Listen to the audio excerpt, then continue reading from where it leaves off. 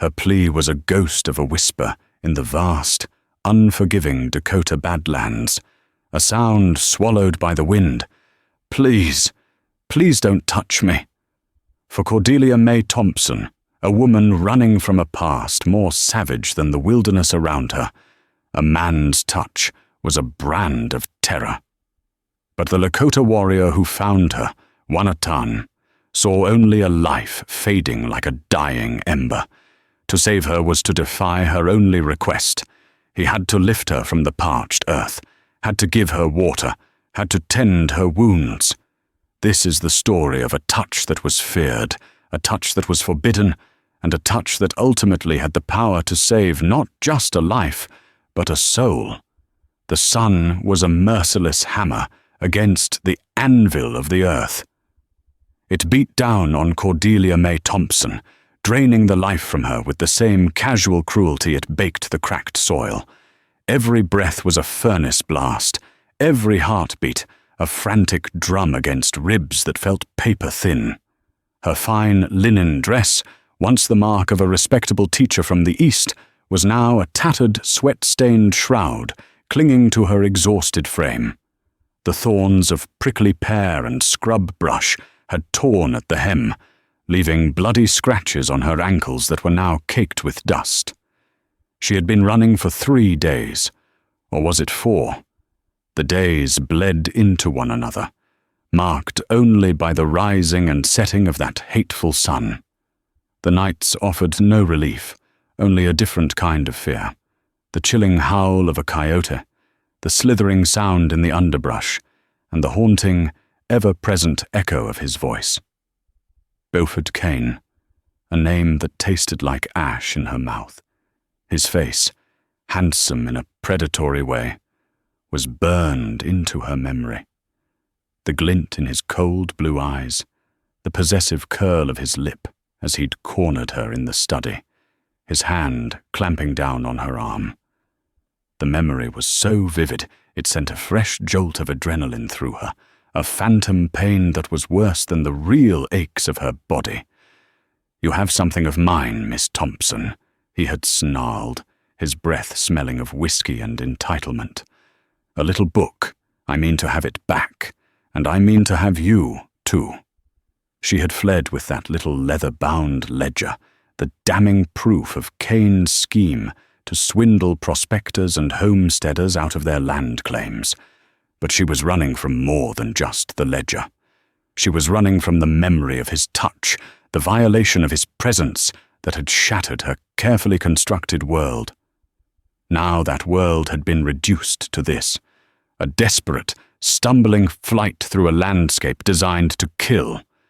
Her canteen had been empty since yesterday morning. Her tongue was a swollen, wooden thing in her mouth, and her vision was starting to swim, the sharp edges of the buttes and mesas blurring into a wavering, heat-shimmered tapestry. She stumbled over a rock, her ankle twisting with a sickening crack of pain. A cry, thin and reedy, escaped her lips, but the sound was immediately snatched away by the wind. She fell to her knees, the sharp gravel biting into her skin. Panic, cold and sharp, cut through the haze of dehydration. She couldn't stop. Not now. Kane's riders, men as ruthless as he was, were somewhere behind her. She could almost feel their eyes on her back. She tried to push herself up, but her limbs refused to obey. The world tilted, the brilliant blue sky spinning into a vortex of black. Her last coherent thought was a prayer, not for rescue, but for a swift end. When awareness returned, it was not in a gentle wave, but in a jarring, terrifying rush. The sun was no longer directly overhead, its angle suggesting the slow approach of evening. But it wasn't the light that startled her. It was a shadow that had fallen over her, blocking the sun. A man's shadow. Her eyes flew open. He was kneeling beside her, a silhouette against the blinding sun. He was native, his skin the color of rich, sun-warmed earth. High cheekbones carved a stoic landscape on his face, and his hair, long and black as a raven's wing, was held back by a simple leather band. He wore buckskin leggings and a breechcloth, his chest and shoulders bare, revealing the lean, powerful muscles of a man who lived in harmony and conflict with this harsh land. But Cordelia saw none of that. She saw only a man, and a man was the source of all her terror. He held a small water skin, uncorked, the promise of life in his hands. He moved to lift her head, to bring the water to her cracked lips. Panic, primal and absolute, seized her. It clawed its way up her throat, past the thirst and the pain. Her mind screamed with the memory of Bo Kane's grip, of being trapped and powerless. "No," she croaked, the sound a dry rasp. Her hand, trembling with a strength she didn't know she possessed, flew up to weakly push at his chest. "Please, please don't touch me." The warrior froze. His dark eyes, surprisingly gentle, met hers. He held his position for a long moment, his gaze unreadable. He could see the terror swimming in the depths of her pale green eyes, a fear that went far beyond her physical predicament. He understood her words, learned from traders at the fort, but the desperation behind them was a language all its own. He slowly withdrew his hand. He set the water skin down beside her, then gestured to it, a clear invitation. "Drink." Cordelia's eyes darted from the water to his face. Trust was a currency she no longer possessed, but the thirst was an agony that was quickly overpowering her fear. With a shaking hand, she reached for the skin, her fingers fumbling with the weight of it. She managed to bring it to her lips, and the first trickle of cool water was a miracle, a blessing that made her want to weep. She drank greedily, the water spilling down her chin and onto the dusty fabric of her dress. As she drank, a low growl rumbled from a nearby rock formation. The warrior's head snapped up, his entire body going rigid. His eyes scanned the rocks, his hand moving in a blur to the knife sheathed at his hip. He saw it before she did. A mountain lion, its tawny body low to the ground, its tail twitching, sizing up the weak and easy prey that had fallen in its territory. There was no time for negotiation, no time for gentle persuasion. The sun was sinking, and the predator was hungry. The man, Wanatan, looked back at her. Her eyes were wide with a new fear, the fear of fangs and claws. He had to move her, now. He spoke a single word in his own tongue, a sound that was both a command and a reassurance, and then, ignoring her gasp of protest, he moved. In one fluid motion, he scooped her into his arms. Her scream was sharp and frantic, a raw burst of terror. She began to struggle, her fists beating weakly against his chest. "No, let me go! Don't touch me!" "Be still," he said, his English clipped but clear. "Danger!" His arms were like bands of steel around her, inescapable. But it was not a brutal hold. It was firm, secure, and surprisingly careful. He held her in a way that minimized contact, his arms supporting her back and knees, her body cradled but not crushed against his. Despite her terror, a small, rational part of her brain registered the difference. This was not the bruising, possessive grip of Bo Kane. This was the touch of a rescuer. But the panic was a wildfire, and it would not be reasoned with. As he carried her swiftly and silently toward the safety of a high, defensible ledge, Cordelia squeezed her eyes shut, lost in the overwhelming, terrifying sensation of being held, of being utterly powerless in the arms of a stranger. The life-saving touch felt, to her, like a violation all the same. The shelter was a shallow cave carved into the face of a sandstone cliff, a wound in the rock that offered respite from the wind and the predators that stalked the twilight. Wanatan laid her down gently on the cool, sandy floor. The moment his arms left her, Cordelia scrambled backward, crab-walking until her back hit the rough wall of the cave. She pulled her knees to her chest, wrapping her arms around them in a desperate attempt to make herself smaller, to create a fortress of her own limbs. Her breathing was ragged, her heart hammering against her ribs like a trapped bird.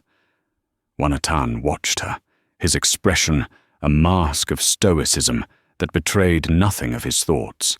He saw the wildness in her eyes, the way she flinched when he took a step toward the cave entrance to block it with a few large stones. He was a warrior, a hunter. He understood the fear of a cornered animal. This woman, this Wasichu woman, with hair the color of sun-cured hay, was more wounded on the inside than she was on the outside. He spent the first hour in silence, giving her space. He built a small, smokeless fire just inside the entrance, using dry brush he'd gathered. The small flames pushed back the encroaching darkness and offered a flicker of warmth against the desert's plunging nighttime temperature. He took a piece of dried jerky from a pouch at his waist and chewed it slowly, his gaze never straying too far from her. Cordelia's terror slowly subsided, replaced by the dull, throbbing ache of her injuries. Her twisted ankle had swollen to the size of a small melon, and the pain was a searing, constant presence. The cuts on her legs and arms stung, and the world still felt unsteady from dehydration and exhaustion. She watched him, wary and silent. He moved with an economy of motion, a quiet confidence that was both intimidating and, strangely, calming. He was not like the brash, loud men she had known.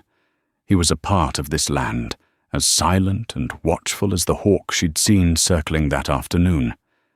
Finally, he rose and came toward her. He carried a small leather bundle and the water skin. He stopped a respectful distance away, about 6 feet, and set the items down. He then knelt, meeting her gaze directly. "Your foot," he said, his voice a low rumble. "It is hurt." She nodded stiffly, not trusting her voice. "I must look," he continued. He gestured to the bundle. "I have medicine." The thought of his hands on her skin sent a fresh wave of revulsion through her. The memory of Cain's fingers digging into her flesh, leaving bruises that were still faintly visible on her upper arm, was too close, too raw. "No," she whispered, shaking her head. "No, thank you. I'll be fine." Wanatan's gaze was patient. He pointed to her grotesquely swollen ankle. "No, not fine. If it is not cared for, you will not walk. The poison will spread." Poison. The word hung in the air. He meant infection, she realized. He was right.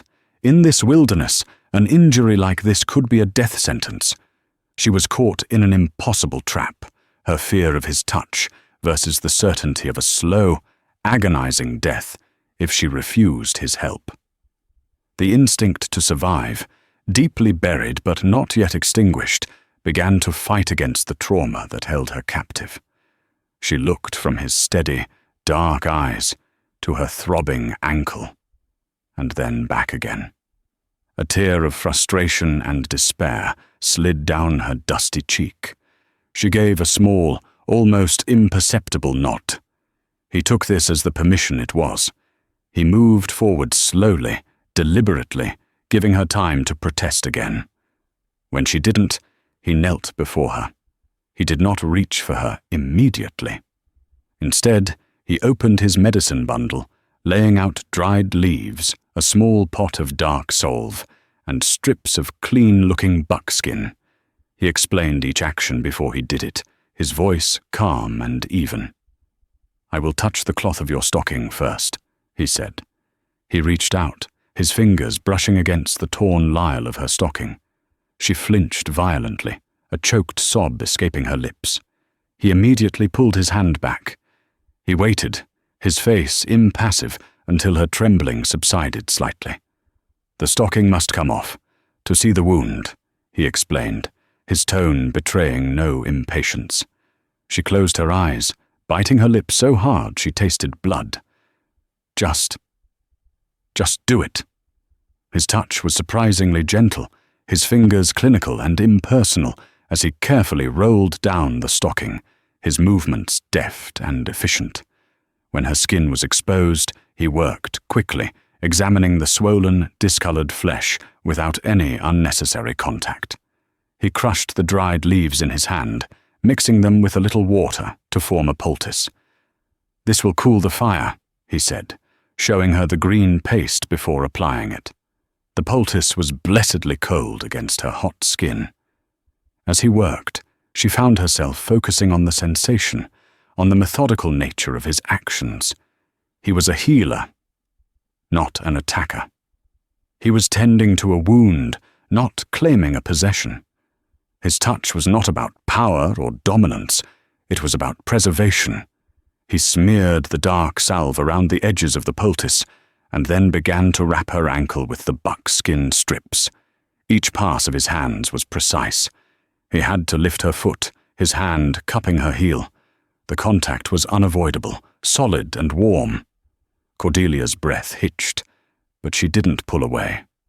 She forced herself to breathe, to look at his hands and see them for what they were, instruments of healing. She noticed the small, faded scars on his knuckles, the strength in his fingers. They were the hands of a man who knew how to survive. When he was finished, her ankle was securely wrapped, the throbbing lessened to a manageable ache. He sat back on his heels, his work done. The space between them felt different now. A barrier had been crossed, not broken. He offered her more water and a piece of jerky. She accepted both, her hunger suddenly ravenous. They ate in silence, the only sounds the crackling of the fire and the distant cry of a night bird. The intimacy of the small cave, the shared meal, the act of care. It was a strange and unsettling truce. Later, as exhaustion finally claimed her, she drifted into a fitful sleep. She was back in Kane's study, the smell of his cigar smoke thick in the air. His face loomed over hers, his hand reaching out, grabbing, twisting. She cried out in her sleep, a muffled whimper of terror. She thrashed, her good leg kicking out, nearly upsetting the waterskin. Wanatan, who had been sitting watch by the fire, was at her side in an instant. He saw the sweat on her brow, the terror contorting her features. He knew the demons of the mind were often more dangerous than the predators of the night. His instinct was to reach out, to place a calming hand on her shoulder, to wake her from the nightmare. But he stopped himself. He remembered her plea. Instead, he spoke her name. He didn't know it, so he used the word his people used for a woman he didn't know. Winyan, woman. He said it softly, then a little louder. Winyan, you are safe. His voice, low and steady, pierced the veil of her nightmare. Cordelia's eyes snapped open, wide and unfocused. She saw his shape in the firelight, looming over her, and for a heart-stopping second, he was Bo Kane. She let out a small shriek. You are safe, he repeated in English, staying perfectly still. The dream is over. The words, the calm tone, the fact that he was not touching her. It slowly pulled her back to reality. She was in a cave. The fire was crackling. This was the native warrior, the man who had set her ankle. He had not hurt her. He had helped her. She sagged back against the rock, her body trembling with the aftermath of the nightmare. Shame washed over her. He had saved her life, and she was treating him like a monster. I'm sorry, she whispered into the darkness, the words feeling pitifully inadequate. I'm sorry. Wanatan simply nodded. He returned to his spot by the fire, resuming his silent vigil. He understood.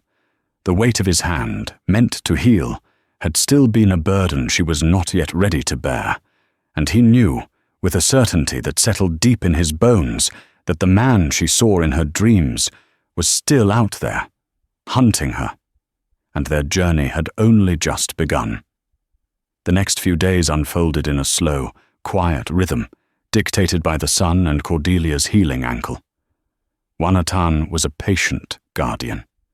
He would leave the cave at dawn, returning hours later with a rabbit or a brace of grouse, which he would cook over the fire. He showed her how to find water, not in a flowing stream, but by digging at the base of a cottonwood tree where the ground held moisture. He pointed out the plants that were medicine and the ones that were poison. Cordelia, a botanist by training, was fascinated. Her fear began to recede, replaced by a cautious curiosity. She had her sketchbook and a single charcoal pencil in the small satchel she'd managed to save. She began to draw the plants he showed her, labeling them with the Lakota names he taught her. Fezihota for sage, Wagmu for gourd. It was a language of its own, a way for them to communicate across the chasm of their different worlds. The rule of no touching remained unspoken, but absolute. He never brushed against her. When he handed her food or water, he would set it down for her to pick up. He moved around the small cave with a deliberate grace, always conscious of the space between them. This quiet respect did more to soothe her spirit than any words could have. It gave her back a piece of the control she had lost. She was not his captive. She was his ward. One afternoon, as she sketched a sprig of sage, she looked up at him as he sat mending a tear in his moccasin. "Why are you helping me?" she asked, the question that had been hovering in her mind for days. Wanatan didn't look up from his work. He threaded a piece of sinew through the leather with a bone awl. "I saw a person in need of help," he said simply, as if it were the most obvious reason in the world. "Most others would not have," she pressed gently. "A white woman." Now he did look up, his dark eyes meeting hers. "My grandmother, Tashina, says a person's spirit has no color. The land does not ask the color of the hand that draws water from it. It gives to all who know how to ask." He returned to his work. "You were dying. To leave you would have been a bad death. A dishonor." His words settled in her heart. He hadn't saved her because she was a woman, or a prize, or a project. He had saved her because his own code of honor demanded it. It was a concept so foreign to the world of Bo Kane, a world built on greed and acquisition, that it felt like a revelation. A fragile trust began to sprout in the barren ground of her fear. She started to talk more, telling him about the trees and flowers of her home in Pennsylvania, a world away from this stark, beautiful land. He listened, his silence attentive. He, in turn, told her stories of the stars, of how the Great Spirit Wakantanka scattered them across the night sky, like glowing embers from a divine fire. While this delicate peace was being woven in the hidden cave, the world outside was not still. Miles away, in the dusty, fly-blown settlement of Redemption, Beaufort Kane slammed a half-empty bottle of whiskey onto a rough-hewn table. "You lost her," he roared, his handsome face contorted with rage. "A single, unarmed woman in the middle of the Badlands, and you 3 useless excuses for trackers lost her." 3 hard-faced men shifted uncomfortably. The one in charge, a man with a scarred face named Rourke, spoke up. "Bo, the storm kicked up a hell of a dust cloud, wiped the tracks clean. It's like she vanished." "People don't vanish." Kane paced the floor of the saloon's back room, his expensive boots kicking up dust. He stopped and leaned in close to Rourke, his voice dropping to a menacing whisper. "That woman has my ledger. My ledger. Everything is in it. The names, the claims, the payments to Deputy Harris. If that book gets to the territorial marshal in Yankton, I'm ruined. We're all ruined." Deputy Harris, a portly man with a perpetually sweating brow, shifted in his chair in the corner. "Now, Bo, let's not get hasty. She's probably buzzard food by now. No one survives out there alone." "She's not alone," Kane spat, straightening up. He ran a hand through his slick, dark hair. "Cordelia Thompson is a survivor. She's resourceful, and she's got a spine of steel buried under all that Eastern refinement." He looked back at his men. "I want her found. I don't care if you have to burn down the whole territory to do it, and I want that ledger." He paused, a cruel smile touching his lips. "Bring her back alive? I'll deal with her myself."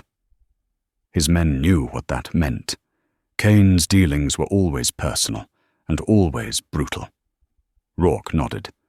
"We found some tracks near the river, heading toward the Black Hills. Faint, but they were there. 2 sets. One was shod with boots, small. The other, moccasins." Kane's eyes narrowed. "An Indian?" "Looks like it," Rourke confirmed. "A scout, maybe. Found her by chance." A slow, ugly thought began to form in Kane's mind. The idea of Cordelia with someone else, with a savage no less, ignited a possessive fury in him. She was his to terrorize, his to control. "Then find the Indian," Kane said, his voice cold as ice. "Find him, and you'll find her. Pay any of the local tribes for information. Offer whiskey, guns, whatever it takes. I want them found. And when you find them—" He let the threat hang in the air, unfinished but perfectly understood. The hunt had begun again, with renewed vigor and a sharper, more dangerous edge. Back in the canyon, unaware of the net closing around them, Cordelia took her first tentative steps on her healed ankle. Wanatan watched her, a flicker of something, pride perhaps, or relief, in his eyes. The space between them had shrunk, not physically, but emotionally. They had built a small, quiet world in their sanctuary, but the whispers from the outside world were growing louder, carried on the wind, and their canyon could not shelter them forever. The moon was a sliver of bone in the ink-black sky, a hunter's moon that offered little light to the world below. Wanatan grew restless.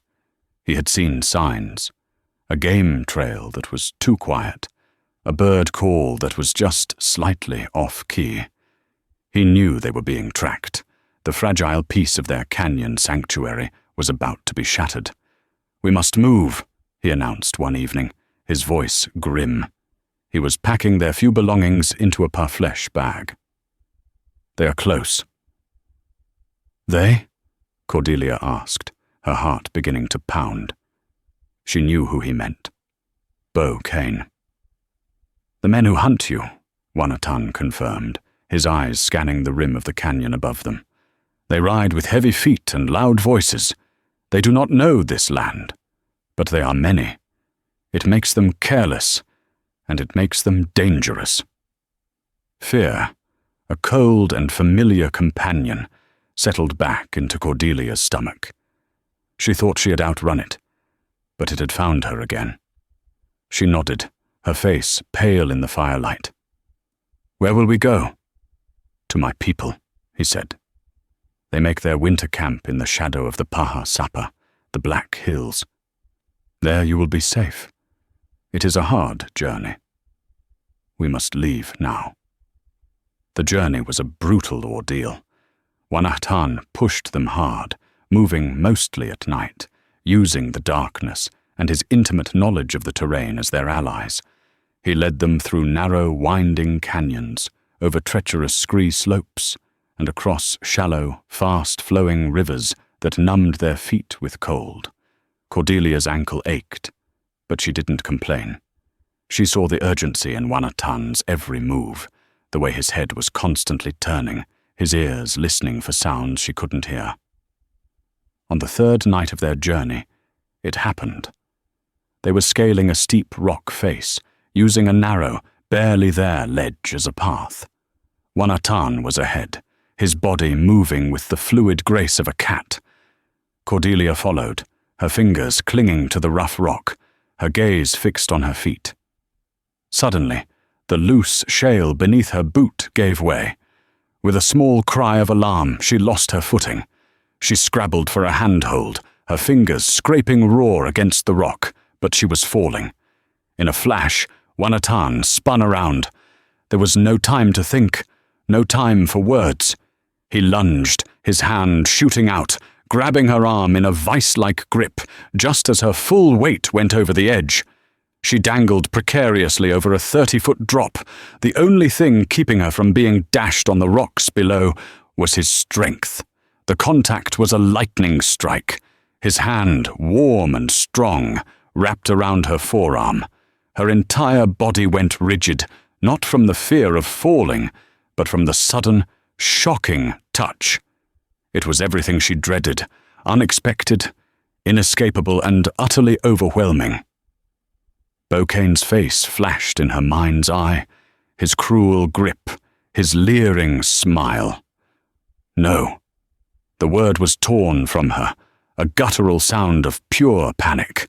She began to struggle, a mad, instinctual reaction to the touch, forgetting for a terrifying moment where she was.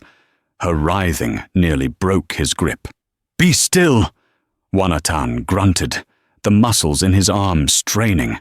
He had her, but her panic was making it impossible to pull her up.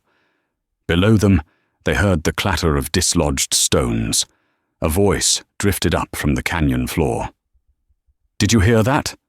It was Rourke's voice. "Sounded like it came from up there," another voice answered. They had been seen, or at least heard. Wanatan looked down at Cordelia. Her eyes were squeezed shut, her face a mask of terror.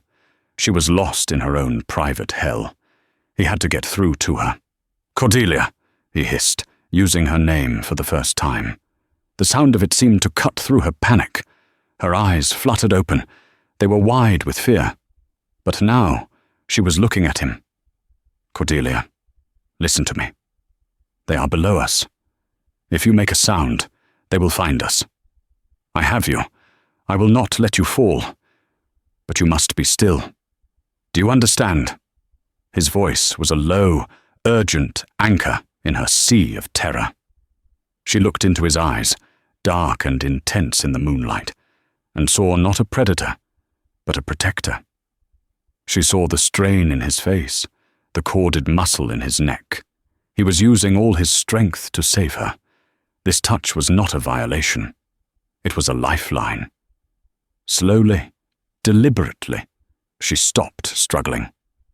She went limp in his grasp, a terrifying act of trust. "Good," he breathed. With a powerful heave, he began to pull her up. It was a slow, agonizing process. Her body scraped against the rock face, but she bit her lip to keep from crying out. Finally, he hauled her over the ledge and onto the solid ground. They lay there for a moment, panting, their limbs trembling. His hand was still on her arm. She could feel the heat of it through the thin fabric of her sleeve, the pulse beating in his wrist. It was a grounding sensation, real and solid. Below, the men's voices grew fainter as they moved on, convinced the sound had just been a falling rock. They were safe, for now. Wanatan released her arm. The absence of his touch was as jarring as its presence had been. Cordelia sat up, wrapping her arms around herself. She was shaking uncontrollably, the aftermath of adrenaline and terror. She looked at him. "You saved me." He simply nodded, his gaze scanning the darkness. I'm sorry," she stammered. "When you grabbed me, I forgot where I was. I just reacted." He turned to look at her, his expression softening slightly in the dim light. The body remembers what the mind wishes to forget. It was the most profound thing anyone had ever said to her about her trauma. He didn't question it, didn't judge it. He simply understood it. In that moment of shared peril and raw vulnerability, The wall between them crumbled. He had been forced to touch her, and she had been forced to accept it. And in that forced contact, she had finally been able to distinguish between the touch of a monster and the touch of a man who was trying to save her life. "Who was he?" Wanatan asked quietly, his voice gentle. "The man who put that fear in you?" Tears welled in her eyes, hot and sudden. She had never told anyone. But here, on a dark ledge, in the middle of the wilderness, she found the words. "His name is Beaufort Kane," she whispered. He wanted something I had. When I refused, he grabbed me. He said he would take what he wanted, one way or another. I was lucky to escape. His touch, it felt like being owned, like being erased. She didn't have to say more. Wanatan understood. The world was full of men like Beaufort Kane, men who took without asking, who saw others as objects for their use. He reached out, his hand hovering in the air between them for a moment. A silent question. This time Cordelia did not flinch. She did not pull away. With a trembling breath, she gave a small nod. His hand came to rest on her shoulder. It was a simple, comforting gesture. The weight of it was not heavy, not possessive. It was warm, steady, and respectful. It was a touch that said, "You are not alone. I am here." And for the first time since she had fled that terrible room, Cordelia did not feel the ghost of another man's grip. She felt only the solid, reassuring presence of the man who had just saved her, in more ways than one. The Lakota winter camp was nestled in a valley protected by the granite sentinels of the Black Hills. The air was crisp with the scent of pine and wood smoke. Dozens of tipis, their painted hides glowing from the fires within, stood in a great circle, a testament to community and resilience. As Wanatan led Cordelia into the camp, a hush fell over the people. Children stopped their games to stare, and women paused their work, their dark eyes filled with curiosity and suspicion. A white woman was an unwelcome omen, a harbinger of the encroaching world that threatened their way of life. Wanatan ignored the stares. He walked with his head held high, leading her directly to the largest tipi in the center of the camp. An old woman sat before it, her face a beautiful map of wrinkles, her silver-streaked hair in 2 long braids. This was Tashina, Wanatan's grandmother, a revered elder and medicine woman. "I have returned, grandmother," Wanatan said in his language. Tashina's eyes, as sharp and bright as a hawk's, shifted from her grandson to the pale, exhausted woman beside him. She looked at Cordelia not with hostility, but with a deep, penetrating gaze that seemed to see past the torn dress and the fear, right into the heart of her. "You bring a storm bird with you, my son," Tashina said, her voice like the rustle of dry leaves. "Her spirit is wounded. She was dying in the Badlands," Wanatan explained. "Men hunt her. Bad men." Tashina nodded slowly. She beckoned Cordelia forward with a gesture of her hand. Trembling slightly, Cordelia stepped closer. The old woman's presence was formidable, radiating a quiet authority that was both intimidating and calming. Tashina reached out and, instead of touching her, she simply waved a hand near Cordelia's face, as if feeling the air around her. "The wound is deep," Tashina murmured, more to herself than to anyone else. "It is a memory that has taken root like a poison weed." She looked at Wanatan. "Bring her inside. She will have shelter and food. The rest is the work of spirits, not warriors." The inside of Tashina's tipi was warm and spacious. Buffalo robes covered the ground, and the air was thick with the smell of sage and cedar. For the next several days, Cordelia was left mostly to herself. She was given food, water, and a safe place to sleep. The people of the camp kept their distance, their suspicion a palpable barrier. Only Wanatan and Tashina spoke to her. Wanatan was often gone, joining the hunting parties or standing watch, but when he was in the camp, he would check on her, his presence a silent reassurance. The forced intimacy of the wilderness had been replaced by a respectful distance, but the bond forged on that moonlit ledge remained. It was Tashina who began the true healing. She never touched Cordelia. Instead, she worked on her spirit. She would burn sweetgrass and sage, wafting the fragrant smoke over Cordelia with an eagle feather. She explained that the smoke was to cleanse the bad memories, to purify the space around her heart. A touch is not just from a hand, Tashina said one afternoon, her voice a soft chant. She sat across the fire from Cordelia, grinding herbs in a stone bowl. A harsh word can touch the spirit and leave a bruise. A cruel look can touch the heart and make it cold. The man who hurt you, he touched you with his greed, with his contempt. That is the poison you carry.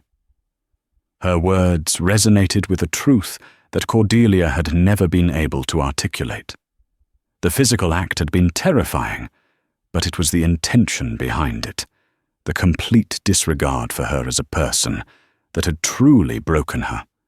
Tashina began to teach her things, not with grand lessons, but with small, quiet actions. She showed Cordelia how to bead a moccasin, the repetitive, intricate work calming her frayed nerves. She taught her the songs the women sang as they worked, songs of the earth, the sky, and the changing seasons. It was a different kind of touch, the touch of shared work, of community, of tradition, passed from one hand to another through a needle and thread. One evening, a young child, no more than 4 years old, wandered into the tipi. He had been chasing a puppy and stumbled, falling right beside Cordelia. He looked up at her, his big dark eyes wide with surprise, and then he began to cry. Without thinking, Cordelia reached out and put a hand on his small back, patting him gently. "Shh, it's all right," she murmured. "You're all right." The child's crying subsided into small hiccups. He leaned against her for a moment, seeking comfort from this strange woman. In that moment, the entire camp seemed to hold its breath. Cordelia's own heart stopped. She was touching someone, willingly, and there was no fear. There was only a simple, human connection.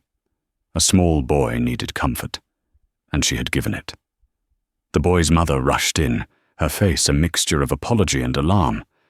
But when she saw the scene, the white woman gently comforting her son, and Tashina watching with a small, knowing smile, her expression softened.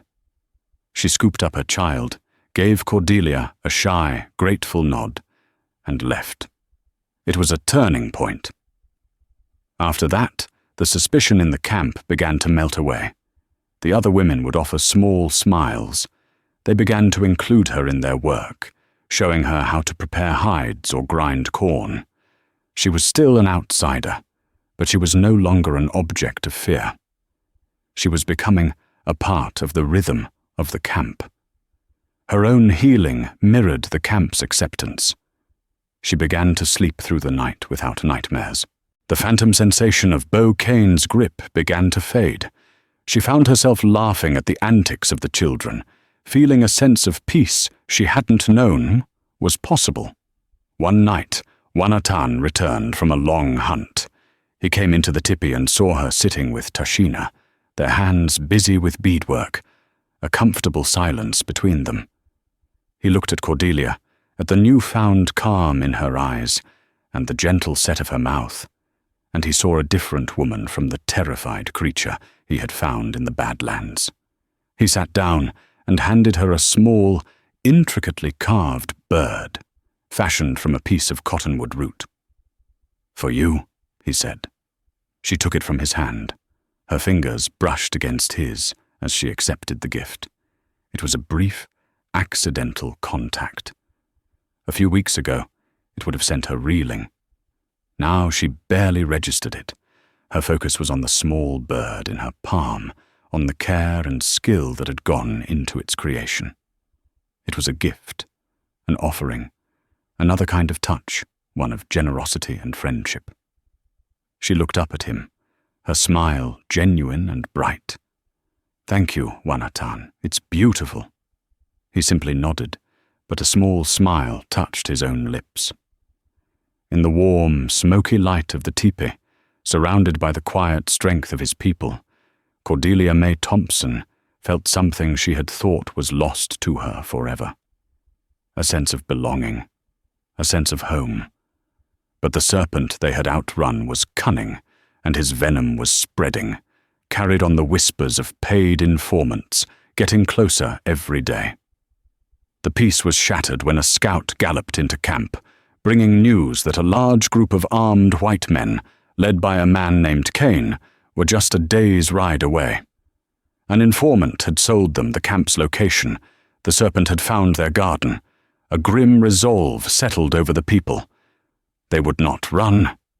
As the warriors, Wanatan among them, began preparing defenses, Cordelia's blood ran cold with guilt. This danger was her shadow, and it had fallen upon these innocent people. She found Wanatan as he checked his arrows, her voice choked. "This is my fault. You should give me to him. He will leave you alone if I go." Wanatan's eyes blazed. He stepped forward and placed his hands firmly on her shoulders. She didn't flinch. "Do you think so little of us?" he asked, his voice a low, fierce rumble. "That we would hand a guest to a wolf? You are under our protection. Your fight is now our fight." His touch, born of honor, sent a jolt of strength through her. She would not be a victim to be bartered. She would stand with them. Bo Kane was arrogant, but cunning. He knew a frontal assault was costly. His plan was one of chaos.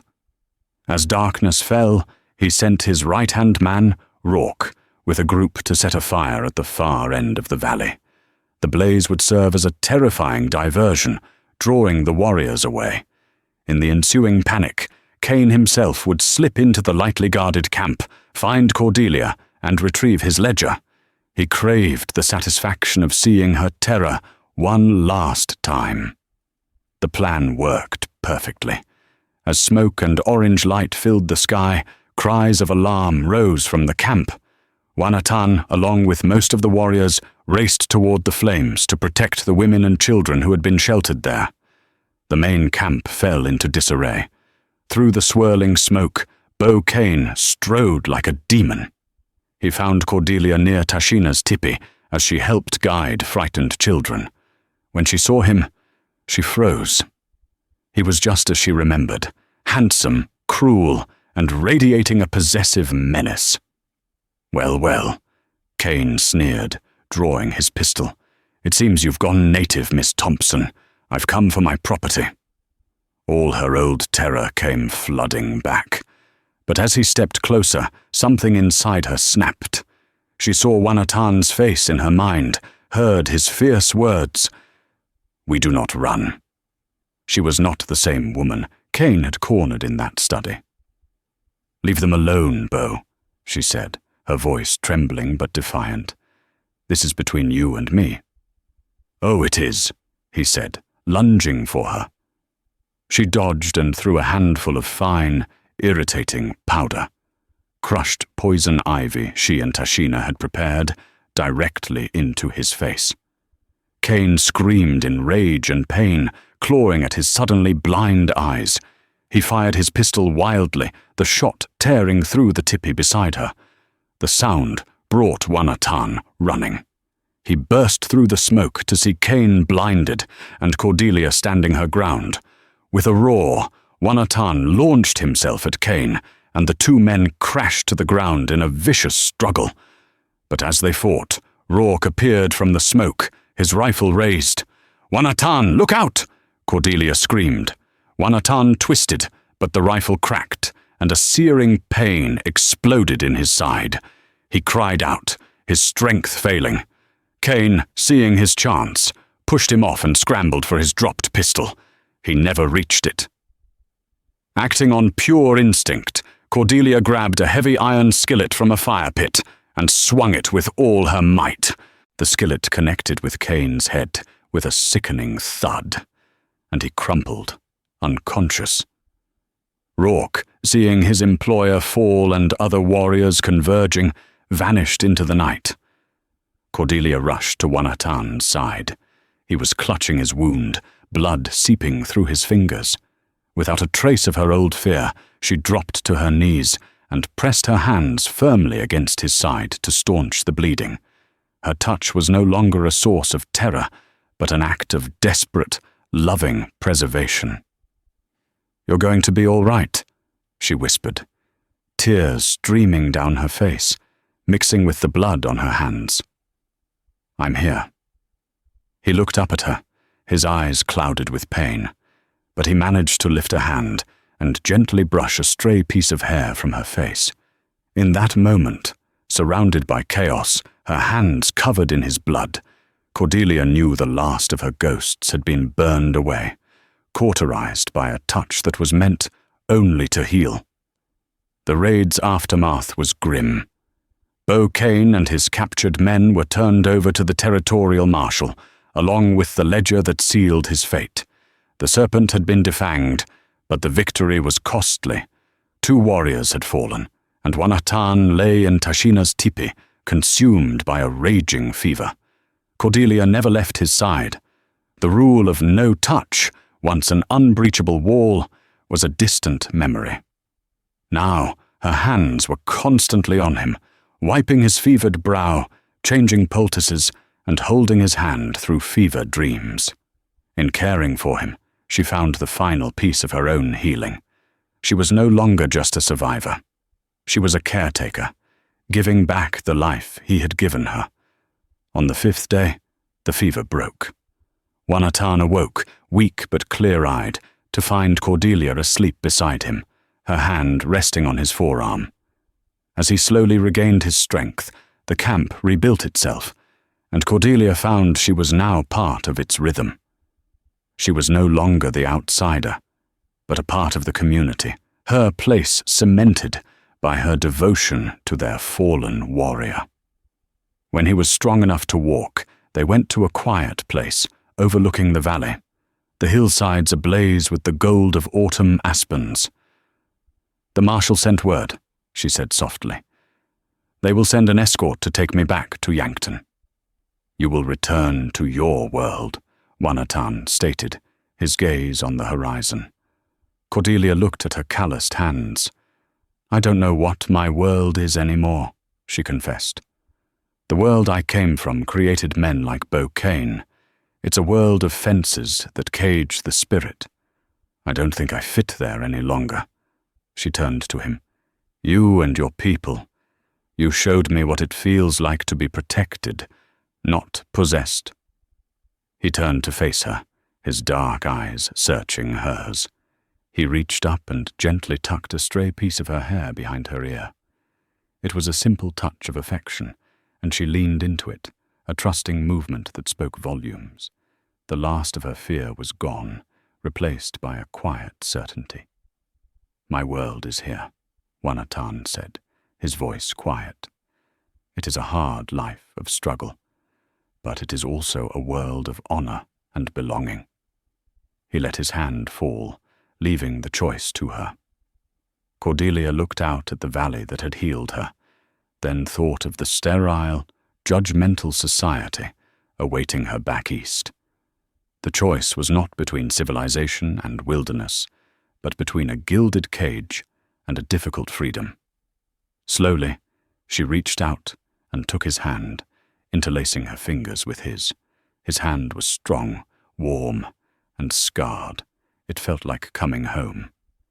"The scars will remain," she whispered, thinking of the mark on his side and the invisible ones on her soul. "Scars tell a story," Wanatan replied, his hand tightening around hers. "They remind us that we have survived." Together they stood on the hillside, their hands clasped, watching the sun set. They were two people from different worlds, bound by the scars that remained, knowing their story was only just beginning. That was the story of Cordelia May Thompson and the Lakota warrior Wanatan, a tale born from the dust and desperation of the American West. It's a powerful reminder that our deepest wounds don't always come from the visible dangers of the world, but from the betrayal of trust and the violation of the human spirit. Their journey teaches us that true healing often comes from the most unexpected places, and that a touch, once feared, can become the ultimate symbol of safety, respect, and love. It shows us that courage isn't the absence of fear, but the choice to trust again. If this story of survival, honor, and the incredible power of human connection touched your heart, please take a moment to like this video and share it with someone who appreciates epic historical dramas. And don't forget to subscribe and hit the notification bell so you won't miss our next journey into the heart of the past. Thank you for listening.